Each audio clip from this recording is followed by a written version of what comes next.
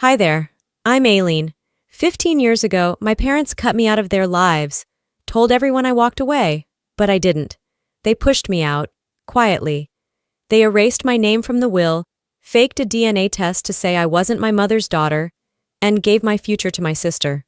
Now I've returned, not for revenge, but with receipts. They invited me back for a wedding, but they didn't expect me to show up successful, or worse, for them, unafraid.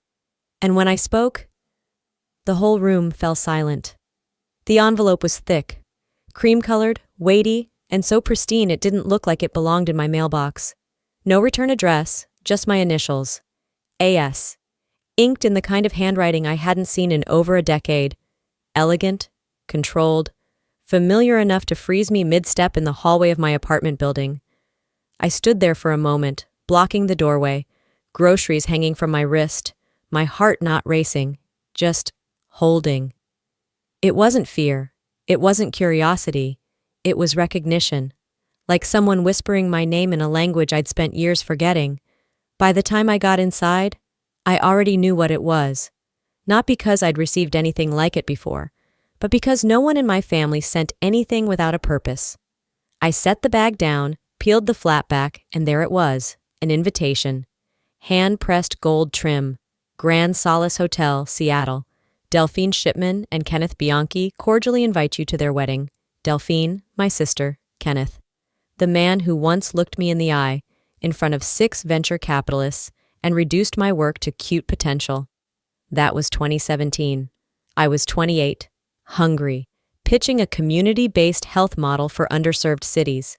He was polished, powerful, and dismissive. "You've clearly put thought into this," he'd said, tilting his head like I was a middle schooler reciting a science fair speech. "But maybe give yourself more time. You're still figuring out who you are." No investment, no follow-up, just that look, the kind you give someone you've already written off. And now he's marrying Delphine. I dropped the invitation on the counter and stared at it like it might catch fire.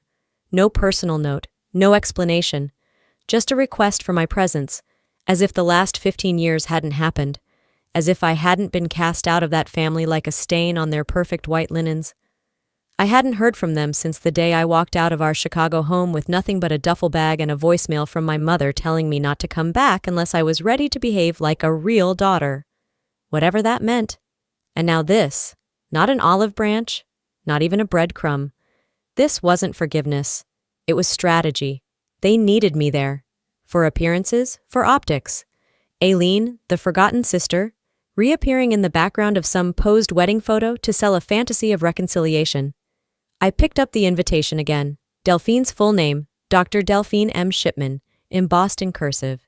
She was always the star, the one who smiled just right, who sat with her knees crossed and her voice steady, who wore ambition like perfume. And me? I was the storm they kept out of the photo frame.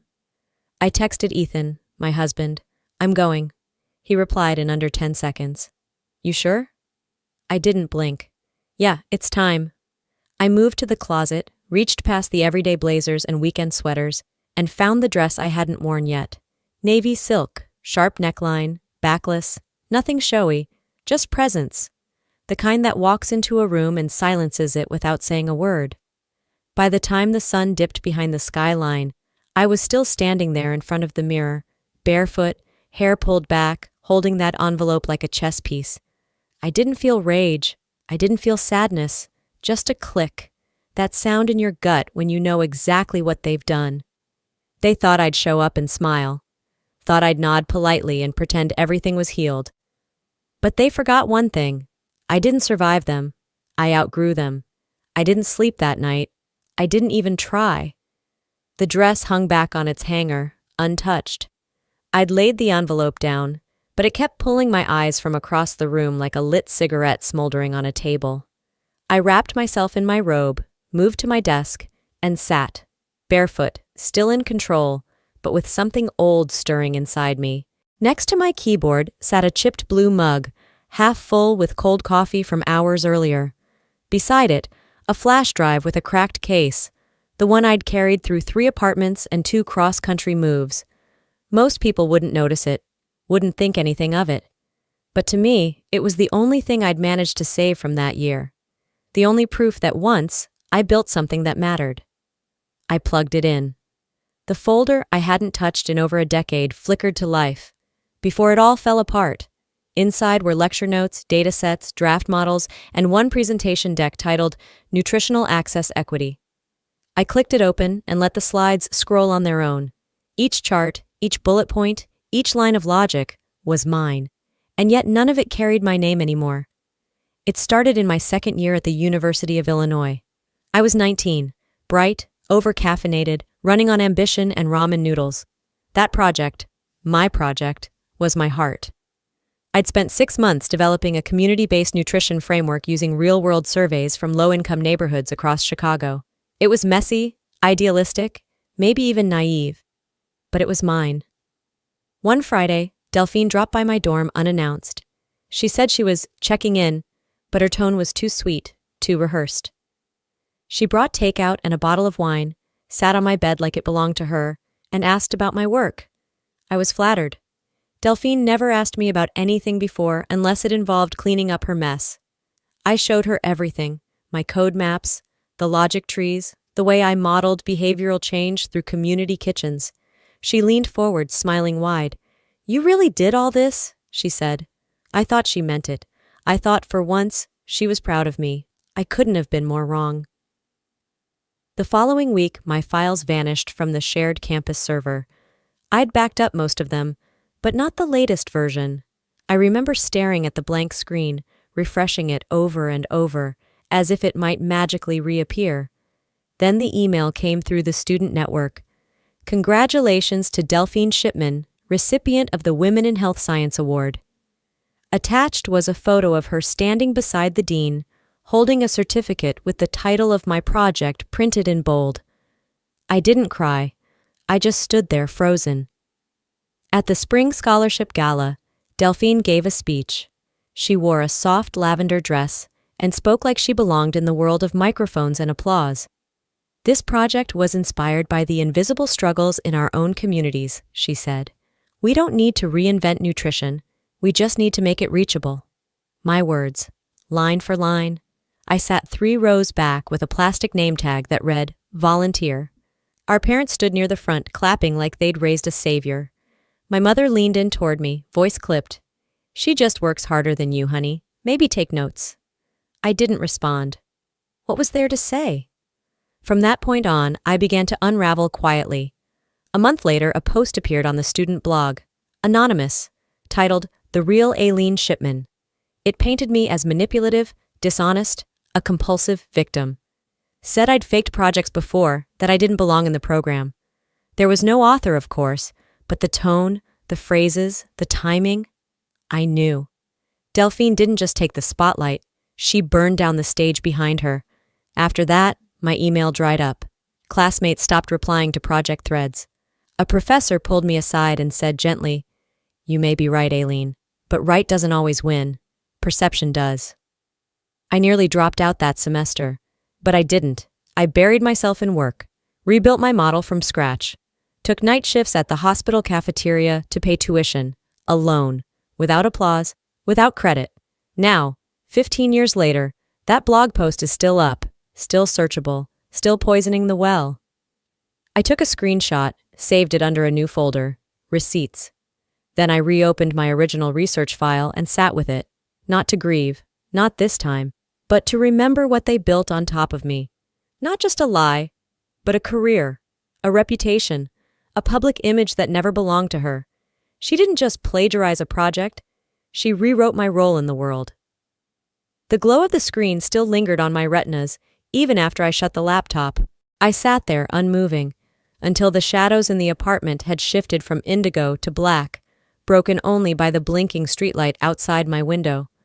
A cool draft passed under the window frame, and suddenly I needed to move. I stood up slowly, crossing the room toward the filing cabinet shoved beneath my bookshelf. It had been years since I opened that bottom drawer, the one I once swore I'd never touch again. But pain has a way of loosening locks you thought you'd sealed shut. The key was still taped behind the bookshelf, right where I left it 6 apartments ago. My fingers found it blindly. The drawer creaked as it slid open. Files sat in messy stacks, covered in dust and time. I flipped past leases, medical receipts, expired tax documents, until I saw it. A plain white envelope, no return address, no letterhead, just my name typed in a font too formal, too calculated.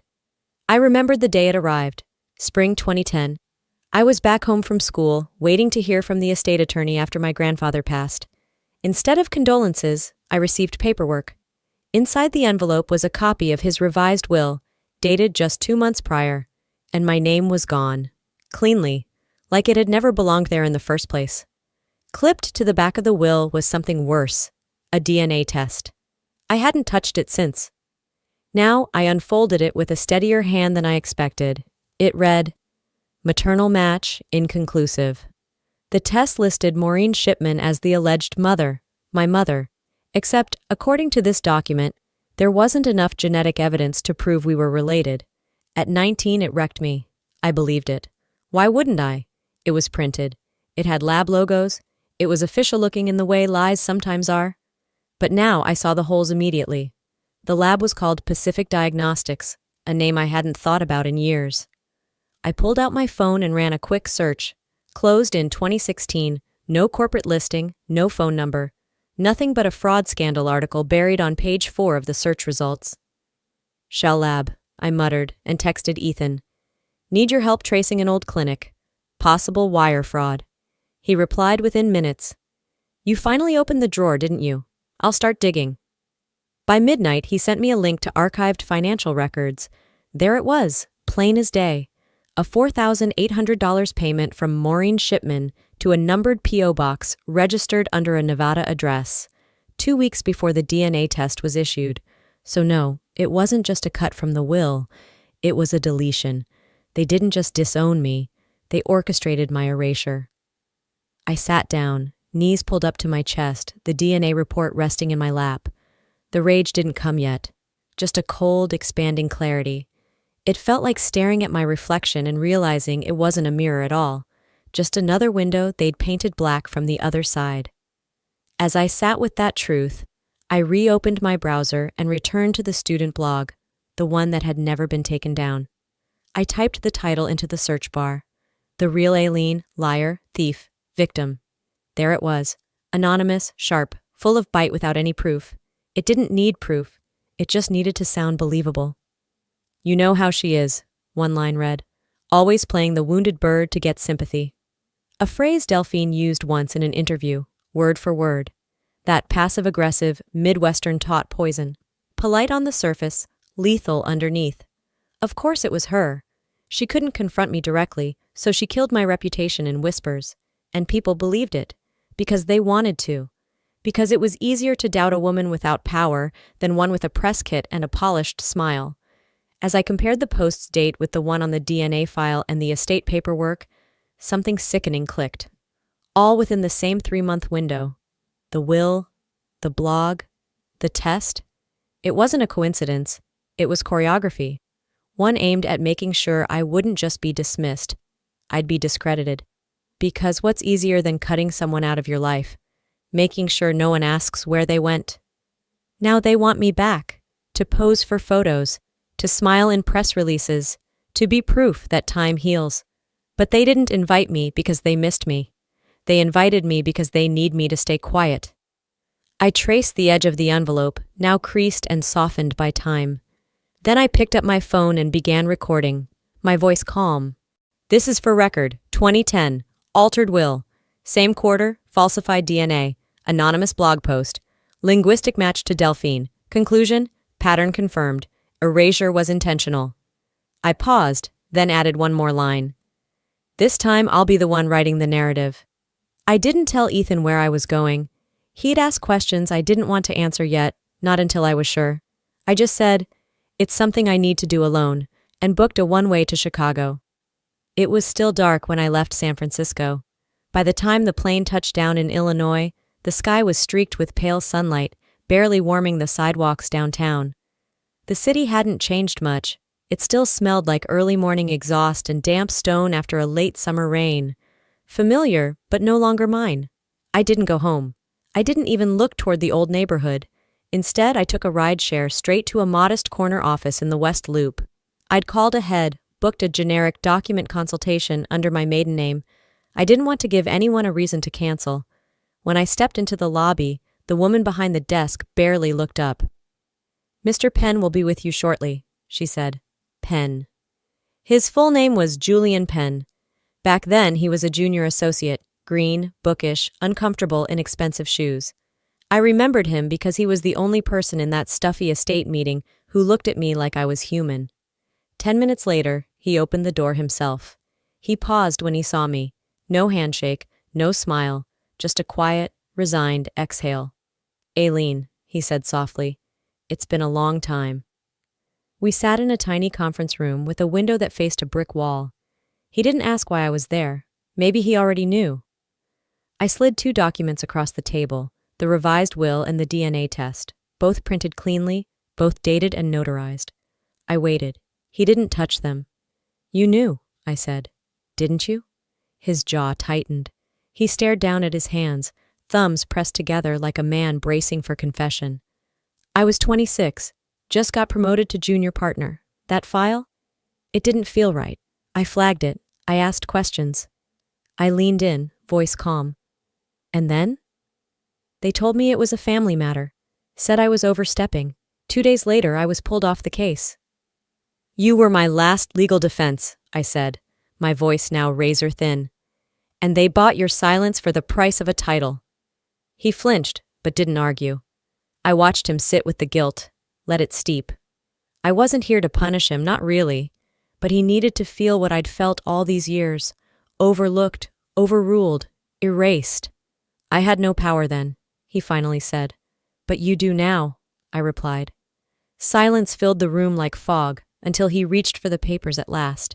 He scanned the signatures, the dates, the lab name. "This wasn't even a real clinic," he muttered. "No, it was a front, and Maureen paid them." He closed the folder and set it down. "Why now?" "Because they invited me back," I said flatly, "and they expect a smile, not a reckoning." Julian hesitated. "What do you want from me?" I didn't smile. I didn't blink. "You helped erase me," I said. "Now you're going to help unerase me." A long breath passed between us. Finally, he nodded. "Send me everything you have. I'll start building the file." I stood to leave. "And don't warn them," I added. "You owe me that much." "I won't," he said. "But Aileen, this won't be easy." I didn't look back. It never was. By the time I boarded the return flight, the clouds had thickened over O'Hare. The turbulence matched the slow storm inside me, but I wasn't rattled. Not anymore. For the first time in years, I wasn't angry. I was aligned. The betrayal still pulsed under my skin, but it no longer controlled me. I had the truth now, and a witness. That changed everything. I watched the skyline fade behind the plane window. The city that broke me was shrinking beneath the clouds. They tried to silence the story. But now, I had someone ready to listen. I came to find a witness. I left with an accomplice, and that changes everything. The wheels touched down in San Francisco just before 7 p.m. The sun was setting, painting the glass towers in warm gold, while the rest of the city cooled into gray. I didn't waste time. I bypassed the carousel, took a rideshare straight home, and barely greeted the doorman. He looked up from his crossword to wave, then blinked when he realized it was me. Back in my apartment, I didn't take off my shoes. I walked straight to the hall closet, crouched behind the coats, and pulled out a lockbox the size of a bread loaf. Its metal was scratched, the handle was loose, but the key, Ethan taped it under the windowsill years ago, still fit. The lid creaked open. Inside, between old tax folders and faded birth certificates, was the file I hoped I'd never need again. 2 wills.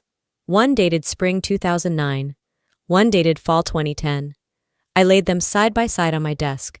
The 2009 version had my name on it, clearly, boldly. My grandfather's final words in black and white. Aileen shall retain partial interest in the Shipman farmland and related assets. Irrevocable. The second will didn't mention me at all. Same paper, same font, almost. But if you looked closely, the margins didn't line up. The signature page, slightly crooked, as if copied and pasted. The notary seal was blurred, and the scanned initials on page 7 looked more like someone traced them by hand than signed them under pressure. Before Chicago, I would have doubted myself. But now, with J. Penn's quiet admission echoing in my ears, I didn't flinch. This wasn't just a mistake, it was a fabrication. I stared at the line that used to bear my name. Then I heard his voice again, my grandfather sitting on the porch with a wool blanket across his knees, handing me a lemonade I didn't want. This land'll always be part yours, no matter what your mother thinks. Now Delphine's name was listed as sole heir. They didn't just erase me, they handed her everything, then smiled like it was fair. I scanned both wills, named the files clearly, then crafted an email. Subject: Estate revision attachments. To message: undo it quietly, or I will do it publicly. You have 48 hours. Aileen. I didn't send it from my main account. I used a clean alias and encrypted the files. I'd learned that much from years of watching legal chaos unfold behind press headlines. You never swing unless your footing is solid. The reply came faster than I expected, under 2 hours, from Delphine. Hey, wow, a bit dramatic, don't you think? Let's talk before this gets messy. No need to involve strangers in family matters. I'm free Friday. No apology, no denial, just fake sugar over a blade. I didn't reply. Maureen, of course, said nothing, not a word. Not even a bounced-back error message. Her silence was an answer. They didn't think I had the courage or the proof or the spine, and that's where they always got it wrong. I stood by the window, watching traffic pulse below, then turned back to my desk. The time for quiet was over. I created a new folder labeled Phase 1, inside, the wills, the DNA test, the blog screenshot, notes from Penn, the money trail from Ethan's research. I exported everything to a password-protected drive, then attached a compressed version to an email for Noelle Weaver, the only journalist I trusted with this kind of poison. I didn't hit send. Not yet. But my finger hovered over the key. Let them wonder how loud I'm willing to get. They spent years perfecting their version of me. Docile, forgettable, erased. But I've kept every receipt, every bruise, every scar. They buried my name in ink and inheritance. But I learned to read between the lines. And now I write the next one. The next morning, I didn't start with coffee. I didn't even glance at the kettle. I sat down at the kitchen table surrounded by old records, paper and digital. Printouts, USB drives, a half-dozen open folders, receipts folded so many times the ink was starting to fade. I had everything spread out like puzzle pieces, not yet assembled but already telling a story I couldn't unsee. Ethan walked in just as I was organizing a pile of tax returns. He still had that just-showered look, damp curls pushed back, hoodie clinging to his shoulders, but there was nothing relaxed about his face. He wasn't even pretending to play it cool. You need to see this, he said. He slid his tablet across the table like it was carrying bad news. No preamble, no easing into it. Just hand it over the storm and let me stand in the rain. I turned the screen toward me and forgot how to blink. At first, I couldn't process what I was looking at. It was a document, several actually. A spreadsheet linked to a set of IRS filings tagged to my Social Security number. Income reports, consulting contracts, donations, medical equipment purchases, travel expenses, refunds, line after line, year after year. Some of it dated back almost a decade. I narrowed my eyes, heart beginning to pound against my ribs like it was trying to punch its way out. These are mine? I asked. But the question barely came out. I already knew the answer. Ethan nodded. Yours. At least that's how it's been filed. I scrolled slowly, teeth clenched. Most of those years I'd been sleeping in other people's guest rooms, working side gigs to scrape by, teaching part-time, living off bulk rice and borrowed Wi-Fi. I'd never even broken 40 grand a year, and yet, according to these records, I was somehow the beneficiary of consulting payments from institutions I'd never even spoken to. Tens of thousands here, tax write-offs there. Enough income to qualify for massive deductions. Enough to raise red flags, if anyone had actually been looking. I kept scrolling, jaw tight. Then I saw it. More family foundation. My stomach turned. They used your identity, Ethan said quietly. Probably as a shell, or maybe a shield. Their donations? Routed through your name. A few press pieces even mention you, carefully, subtly, like a myth they were keeping alive just enough to sound noble. He tapped into another document, this time a glossy internal PDF labeled Community Partnership Programs, Annual Report, page 3, inspired by Aileen Shipman's vision for equitable health access. I laughed, a small broken sound. It didn't even feel like it came from me. That's rich, I said, staring at the words like they were a bad tattoo on the world's most dishonest body. They didn't just erase me, I said after a long beat. They recycled me. Ethan's voice was low. They built a whole public image around it, around you. Quietly enough not to owe you anything. Loudly enough to make people believe the origin story. I pushed my chair back, harder than I meant to. The legs screeched against the tile. This wasn't just a case of stolen work. This was full-on identity laundering. Delphine hadn't just hijacked my proposal back then. She'd turned it into the cornerstone of the Moore brand. And somehow, despite being scrubbed from the credits, I'd been kept in the picture, just enough to be useful. I pulled up the Moore Foundation website, and there it was, front page, a slideshow of curated images. Delphine reading to children in a library. Delphine in a lab coat talking to doctors. Delphine handing a novelty check to a smiling hospital administrator.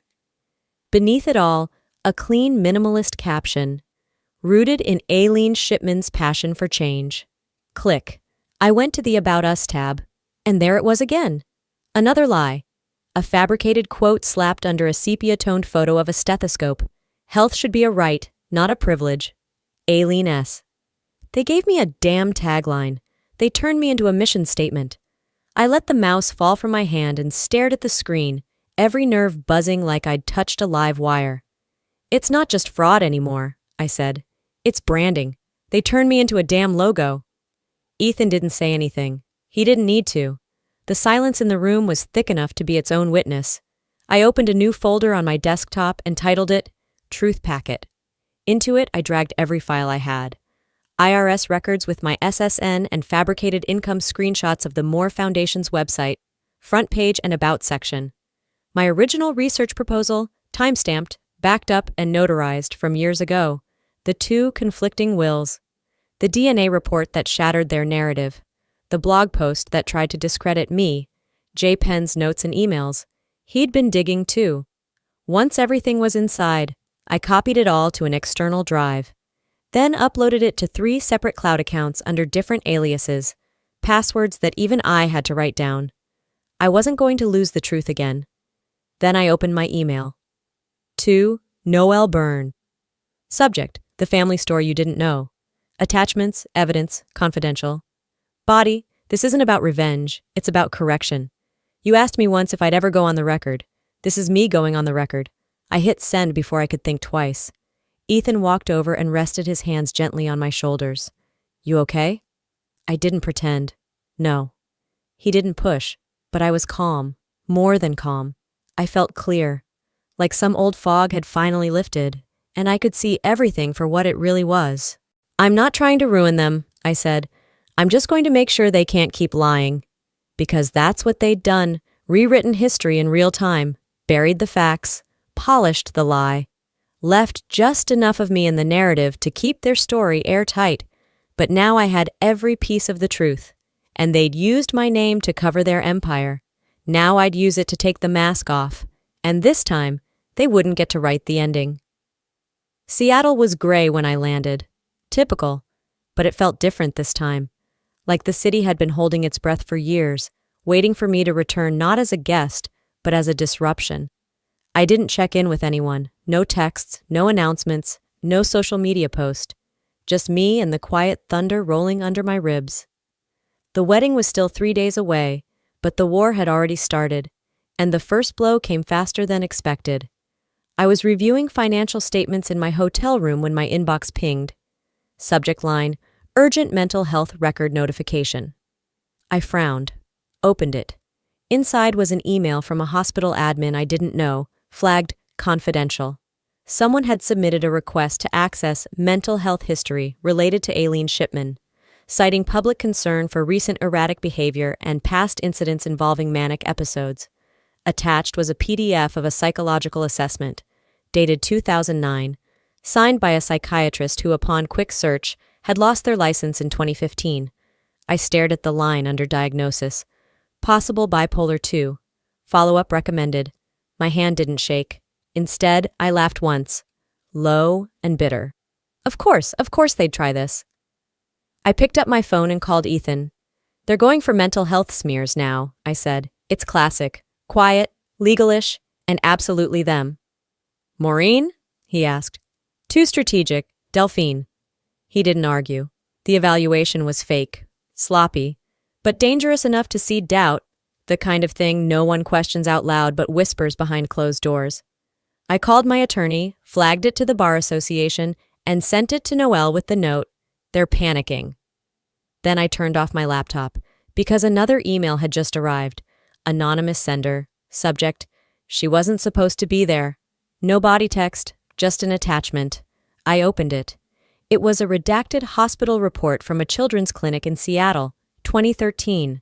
A 7-year-old boy admitted with mild asthma, misdiagnosed, given adult-grade medication, induced coma, treated and stabilized 2 weeks later. No charges. Case closed quietly. The attending physician, Dr. Delphine Gaskins. There was a second page, handwritten. I was the nurse on call. I knew the chart was wrong. I tried to speak up. They shut me down. But you can speak now. I sat still for a full minute, not out of shock, out of focus. I'd fought this entire time thinking I was up against a personal grudge, jealousy, erasure, inheritance. But this was malpractice. This was buried harm. And suddenly the stakes weren't just mine anymore. I forwarded the file to Penn, to Noelle, and to a private legal investigator I'd used once during a past acquisition battle. Make sure this can't be deleted, I wrote. Trace everyone who touched this file, quietly, fast. An hour later, I was on the phone with the Washington Medical Board, filing a formal complaint. Do you have cause to believe the report is valid? The woman asked. I didn't hesitate. I have reason to believe the report is true. The silence was purchased, and more people got hurt than we know. Then I sent one more email. To Delphine. No subject, no greeting. Just 3 words. I have it. She read it within 5 minutes. Didn't respond. Of course she didn't. That night, Ethan and I sat side by side in the hotel room, the only light coming from the soft glow of our screens. You're calm, he said. I looked over at him. I'm not calm, I said. I'm committed. And that's worse. For them. Because I wasn't just defending myself anymore. I was defending the truth. For every person they buried with their image, every voice they silenced with reputation, every line they rewrote with bloodless precision, they tried to erase me, then they tried to discredit me. Now they'll have to face me. The ride to the Grand Solace felt like approaching the eye of a storm, not with fear, but with finality. I didn't feel nervous. There were no butterflies, no cold sweat, no urge to turn back. Just that strange calm that settles over you after the worst has already happened. When the fire's done burning and all that's left is what you decide to build or destroy in the aftermath. I stepped out of the car into a sunlit afternoon that felt like it belonged to someone else. The Grand Solace towered above me, gleaming like a false god. All polished glass and curated perfection, its front steps lined with white roses curling up gold-plated railings. The sound of a string quartet drifted from somewhere inside, violins tuned to the frequency of wealth. Inside, it smelled like champagne and control. Everything was immaculate. The marble floors, the uniformed staff, the strategically placed mirrors catching light just right. It was a place built to impress, to perform, but not for me. I didn't walk in like a guest. I entered like a fact. Every head in the lobby turned when they saw me. There was a moment, brief, breathless, where no one spoke. Just eyes locking onto the daughter who wasn't supposed to be here. The one they'd written off. The one they'd erased. I wore navy silk, clean lines, no jewelry. My hair pulled back, my expression sharp. The ballroom doors opened ahead of me. I didn't hesitate. As I stepped through, the room stilled, glasses hovering midair, conversations dying mid-sentence, the kind of quiet that only happens when the room collectively realizes it just became a crime scene, and the detective is holding the microphone. Delphine was near the center of it all, surrounded by donors, board members, family friends. Her expression faltered for the first time I could remember. Not panic, not fear, just a visible fracture in the porcelain she wore like armor. Maureen blinked once, composed herself like a machine resetting. Kenneth looked like he'd seen a ghost. And maybe he had. I didn't give them time to regroup. I walked past champagne flutes and stunned whispers, all the way to the front. My heels struck the marble with every step, louder than the music still playing in the background. There was a podium, a microphone already waiting. I took it. "You invited me here," I said, voice even, "but I brought something with me, something none of you expected. The part of the story that's never been told, at least not out loud." The projector screen behind me flickered on. Footage began to play. It was Delphine on a TEDx stage. Spotlights, applause, her voice polished and confident. She spoke about health equity, about systemic injustice, about data-backed change. But the words weren't hers. The research wasn't hers. The entire presentation, charts, models, even the mission statement, had been lifted, line by line, from my original files. From a proposal I wrote in a basement library with blistered hands and no grant funding. The timestamps played in the corner of the video. My name, Aileen Shipman, appeared on the original PDF cited in her presentation. The data, unmistakably from my undergrad thesis, scrolled on the screen. I let the silence settle. Then I spoke. "She didn't win that scholarship," I said quietly. "She didn't earn that applause. She borrowed my work, removed my name, and submitted it as her own." The room was hushed. Even the servers had stopped moving. The second clip began. No video this time, just audio. Maureen's voice, clear, cold, unfiltered, filled the ballroom. "Aileen's a parasite. She drains everything around her. She doesn't deserve to carry our name." The sound system didn't soften it. If anything, it sharpened every syllable. Gasps rippled across the room. Some guests looked down. Others looked directly at me. Donors and trustees stiffened, trying to parse what this meant. The story they'd believed was unraveling in real time. I scanned the crowd. Faces turned hard, pale, suspicious. Gregory stood near the back, hands clenched at his sides. He looked down at the floor, like he couldn't bear to watch, but couldn't walk away either.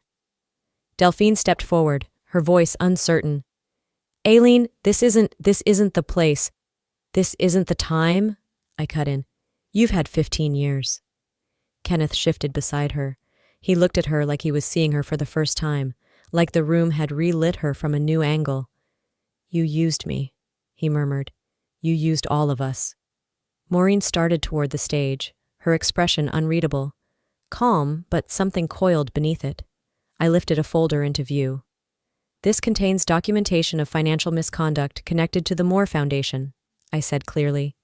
"Falsified IRS activity, identity theft, and a suppressed malpractice case from 2014 that Delphine buried with legal threats." She stopped mid-step. I didn't flinch. "I'm not here to fight," I said. "I'm not here to yell or beg or bargain. I'm here to document." Delphine's voice cracked. "You don't understand. It's exactly what everyone thinks it is," I said, louder now. "Maybe worse." The final slide blinked off. The screen went black. The silence didn't. The illusion had cracked open, and what spilled out wasn't just the truth, but the rot that had been hiding behind wealth and polish. For years, they told the story without me. They scrubbed my name, my work, my voice. So I rewrote the scene. They built a stage. I stood on it. They chose the audience. I chose the moment. They used my name to build an empire of lies, and now I used it, loud, clear, and unapologetic, to burn it all down. The ballroom cleared like air after a storm. No shouting, no scenes, just silence, the kind that follows truth when it finally outruns denial. I stood still as chairs scraped, murmurs swelled, and polished shoes disappeared across the marble. Some couldn't look at me. Some looked too long. But I didn't move. I didn't need to. They'd already heard me. 3 days later, Delphine's medical license was under review. The board posted a quiet, non-committal notice on their website. The Moore Foundation froze all public-facing activity, pending compliance audit. Kenneth released a single statement. "I was unaware of the extent of the misrepresentations. I've withdrawn from all family-related ventures. And Maureen? She locked herself inside the Mercer estate and declined all calls. No interviews, no public rebuttal. Because there was nothing left to spin. The cracks had run too deep. Their version of reality had collapsed in on itself. Not because I forced it, but because it was never built to hold. Weeks passed. Back in San Francisco, the fog rolled in early one Tuesday. I was on the balcony, laptop closed, mug lukewarm, sun almost gone. I played the voicemail again. "You humiliated us. You'll regret this." Her voice was flat, practiced. But I didn't regret anything, because I hadn't humiliated them. They had built a house of glass and handed me a hammer. All I did was stop protecting it. No one sued me. No one apologized either. And I didn't need either one. There was nothing theatrical about what followed. No press tours, no bestseller memoir. Just space, breath, the luxury of not having to flinch. My team at the startup stood by me. Our latest pilot program got picked up for city implementation, not because of scandal, because the work spoke for itself. One night, Miriam stopped by with a bouquet of sunflowers and a half smile.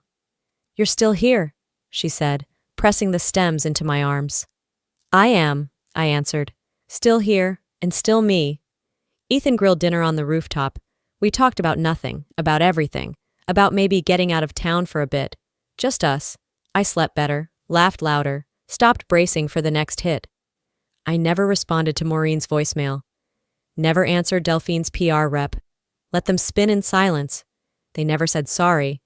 But I didn't need them to. What I needed, and finally had, was mine again. My voice, my work, my life, forgiveness, maybe someday. But this was about freedom, and I chose it. Maybe justice isn't always about punishment. Maybe it's just about not disappearing. Being seen, finally and fully, on your own terms. I didn't share this story for sympathy. I shared it because for too long I believed silence was strength, that if I just worked harder, stayed quiet, stayed small, things would fix themselves. But the truth is, silence only protects the people who hurt you. Speaking up doesn't always change the past, but it reclaims your future. If you've ever felt like your voice didn't matter, that your truth was inconvenient or unwanted, I'm here to tell you, you are not alone. And you are not crazy for remembering what they hoped you'd forget. Some of us don't get apologies. Some of us don't get justice in a courtroom. But all of us deserve freedom, the kind you earn by refusing to disappear. So maybe ask yourself, what have you been quiet about for too long? Who told you that your truth wasn't worth hearing? Let's talk about it. If this story touched something in you, drop a 1 in the comments, or tell me what state you're watching from. If it didn't resonate, I'd still love to hear why, and where you're tuning in from. And hey, if you believe stories like this matter, subscribe to the channel so you won't miss the next one. Real voices, real lives, real healing. Thanks for listening. And remember, your voice isn't too loud. They just weren't ready to hear it.